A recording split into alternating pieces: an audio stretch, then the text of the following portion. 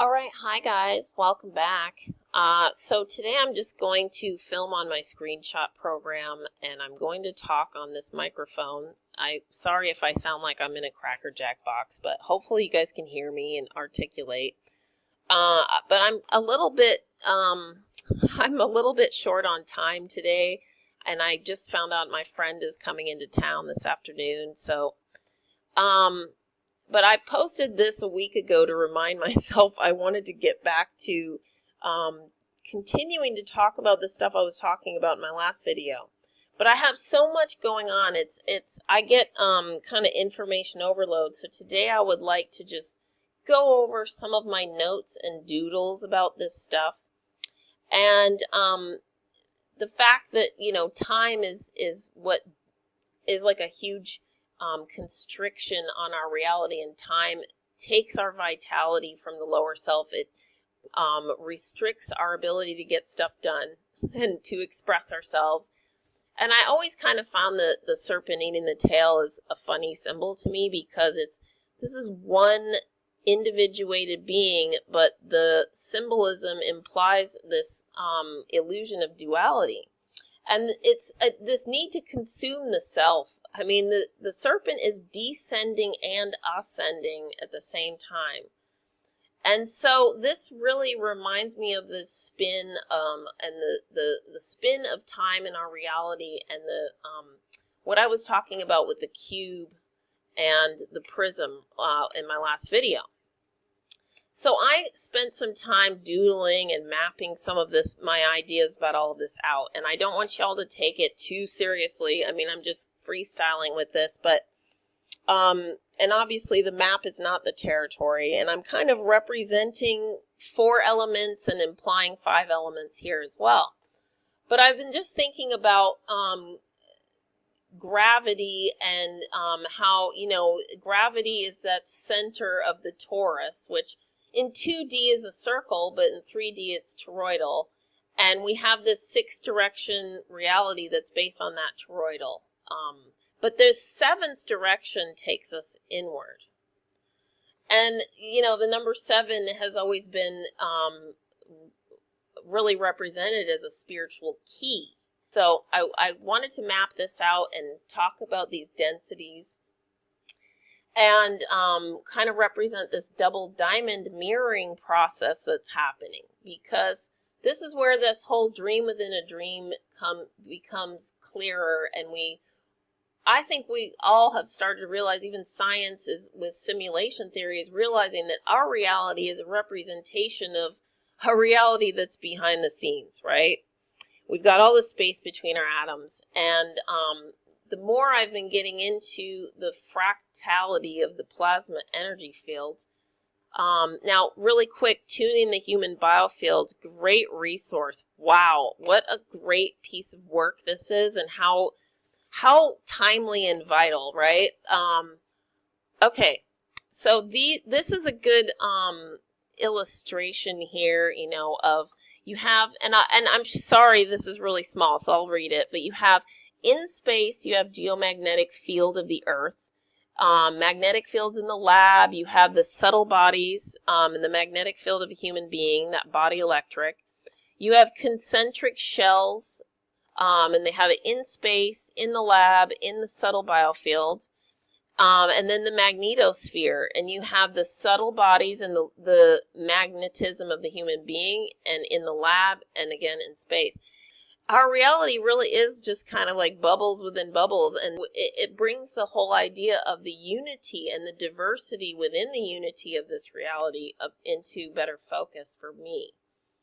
And they talk a bit about plasma, and as some of you know, plasma means to mold or shape.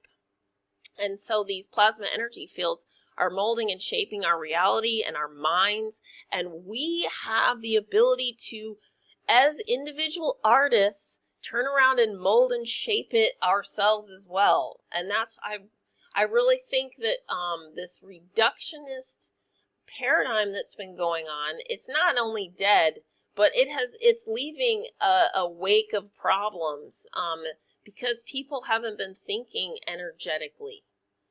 And so anyway, but so I was kind of trying to represent the fact that, there's hot and cold, and there's fire that burns and doesn't. And ether is a word that came up, and I think the definition and the etymology is interesting. Bright, pure, or upper air. Burn or shine, sky, and firmament. And so that really applies to this light body, and this idea that, we have this reality that in itself is like this rainbow prism, and then each and every one of us is inside our own little prism matrix in our own biofield and aura, right? And we're going through these densities in a mirroring process, and when you get into the earth, the water and the earth obviously are mirroring the upper elements. You have the downward triangle mirroring the upper triangle, and when you get more into the solids and you get into crystal, the root of the word crystal is ice, and has ice implied, and so you get into the cold and the dead and that which is not moving, as opposed to the hot and alive and that which is moving very fast. And that's that polarity of this reality that results in this, in the greater spin of the whole yin-yang reality, right? So clear, transparent, and you get into the mirror and into the inorganic and computers, which is a whole nother level of mirror as well. And I do think that Black Mirror and a lot of the AI and a lot of the AI and the computers have everything to do with that objectivity that I was talking about. I just briefly mentioned it in the video that I put on my main channel. Also, by the way, I do digress here, but I wanted to let y'all know that ever since I got rid of the comments, especially on my main channel, my view count has gone down, but the quality of the views has gone way up. And the audience retention, I really appreciate the fact that it's been more quality over quantity now, which was kind of my goal when I decided to get rid of the comments. And again, a huge part of it was about saving my own time. So anyway, let's see, what else did I want to show you guys? So I also, so if you look into plasma, the root is the form or shape. This is why this whole mind field and the mind as an energy field is so important for people to get. And I also found, I was thinking about the prism and the cube and all this and the torus, and how thought, and this link basically they're saying thought is light before appearance. And I find that to be a very interesting way of stating it. What this whole toroidal prism cube is thought thinking within and upon itself. And I've talked about that before, and I think that that's what is, so let me just go back here to, what are we doing, then in this rainbow reality? Because the sun, when we look at the sun casts no shadow, but, the moon has a shadow. The lunar sphere is where you see that shadowing happening, and in our earthly lives, there's all kinds of shadows. And I think a huge part of that, this diamond body, the real permanent body, which is the light body, and we, Buddhism and other people have called it the diamond body, or the biofield, tuning the biofield. So much of this has to do with the word, letting there be light, let there be light, that's, the word is thought. And so this thought field and the way that we are tuning ourselves, and the way that we've been bombarded with frequencies, is a huge part of this. When I see, people who are healthy and wealthy and good looking, and they've got it all materially, they've got love and family and all of it, and they're still dissatisfied and they're still spiritually hungry and starving, it really makes me think of how there is this desire to get beyond this, that this is about transmuting something. And if, okay, well, let's go back to the idea of this being a simulation. If this is a simulation, well, then I guess it's going to have the purpose maybe of sussing out exactly who you are as an individuation and how you're going to respond to all of these situations and frequencies and plot lines. Maybe that's what the incarnational cycle is about. Because there is a sense of illusion to this, but at the same time, there's something so important and real, and what's happening that's real is what's happening in the heart. And that's what ends up continuously feeding into this toroidal thought field. And I found this, a friend of mine sent me some pages from this book called The Diamond Healing. It's a Tibetan Buddhist book, right? And so it's about the diamond body and healing the diamond body, and it all comes back to the heart, right?